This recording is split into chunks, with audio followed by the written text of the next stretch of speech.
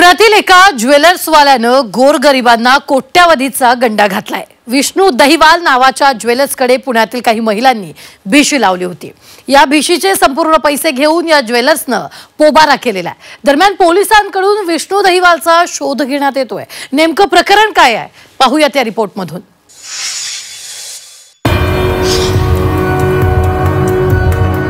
सावधान, सोन्याची भीशी लावताय। गोरगरिबांचे कोट्यावधी घेऊन ज्वेलर्स फरार। पुण्याच्या धायरीतील श्री ज्वेलर्सच्या दुकानासमोर जमा झालेल्या या गोरगरीब महिलांची भीशीच्या नावाखाली मोठी फसवणूक झाली आहे। जास्तीच्या व्याजाचा आमिष दाखवून या विष्णू दहिवाल ज्वेलर्सनं परिसरातील तब्बल 1000 महिलांना फसवलाय। या महिलांचे भीशीचे पैसे घेऊन हा ज्वेलर्स आता पसार झालाय। हे प्रकरण असं समोर आलं की त्यांनी एक 15 एप्रिलला स्वतःच्या दुकानावर दरोडा टाकला होता। तुम्ही ते त्या ठिकाणी प्रदर्शित त्या ठिकाणी चॅनलवाल्यांनी केलं होतं। तर तो सापडला, पण पोलिसांनी त्याला दुसऱ्या दिवशी सोडलं आणि त्यामुळे तो इथं परत रुजू झाला आणि महिलांना काय वाटलं की परत ते प्रकरण काय झालेलं नाही आणि तो परत रुजू झाल्यामुळे परत महिलांचा विश्वास आला त्या ठिकाणी। त्याला जर त्याच ठिकाणी अटक पूर्व जामीन जर मिळाला नसता तर आता ही घटना घडली नसती। त्यानंतर तो या ठिकाणी आला, प्रत्येक महिलेला सांगितलं की 1 तारखेला तुम्हाला पैसे मिळणार आहे, पण त्यांनी काही पैसे त्या ठिकाणी दिले नाही। आता 30 ते 35 दिवस झालेत या गोष्टीला, 1.5 महिना आला जवळजवळ तो फरार आहे आणि कुठल्याही प्रकारचा तपास त्याचा झालेला नाहीये। एफआयआर कमीत कमी 250 एफआयआर झालेले आहेत आता। कुणी आपले लाख मोलाचे दागिने ज्वेलर्सकडे गहाण ठेवले होते, तर कुणी लग्नाचे दागिने बनवण्यासाठी ऍडव्हान्स देऊन ठेवला होता।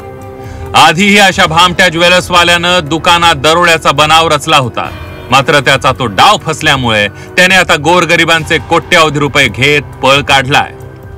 माझे 22,000 रुपये भीशी लावली होती। हो, भीशी लावली होती मी। व्याज किती द्यायचं त्याच्यात? तो व्याज 1000 रुपये, म्हणजे 1000ला 1000 रुपये व्याज द्यायचा आणि माझे 3 कार्ड होते, 3000 रुपये मी भरायची। आणि तो नेहमी आम्ही पैसे घ्यायला आलो की नाही, ताई तुमचे 1 रुपये डुबवणार नाही, मी तुमचे 1 रुपये तुम्हाला देऊन टाकणार नाही, आम्हाला पैसे पाहिजे। तो म्हणले नाही तुम्हाला देणार मी, 7 तारखेला या तुम्ही, आणि तो अगोदरच पळून गेला। ते माझे 20,000 होते, 2 भिशा होत्या माझ्या। मी फोन पण केला, मला म्हणे 1 जूनला या म्हणून, 1 भिशी आपण हे करू नील करू म्हणून। काहीच नाही भेटलं नंतर काही। माझे 60,000 आहे। माझे अशा प्रकारे 8 भिशा होत्या। तुम्ही 8 भिशा लावल्या? हो, 8 भिशा पद्धतीने लावले होते। माझे 22,000 रुपये भिशीच लावलेली मी।